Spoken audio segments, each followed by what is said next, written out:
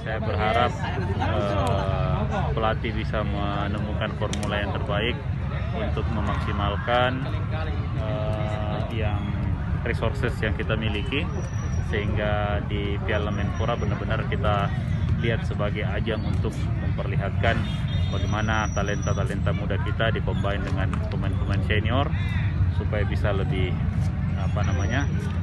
bisa memberikan permainan yang terbaik. Itu tujuannya genjot, tapi kita melalui prosedur-prosedur. Ada memang yang kita kejar, tiga faktor yang kita kejar di sini, ya benar, teknik, ya fisik sama taktik. Itu yang kita kejar, dipadukan, karena kita tidak bisa lagi kita ambil satu-satu. Jadi kita sambil jalan begini, apalagi pemain juga belum lengkap. Kalau pemain yang hadir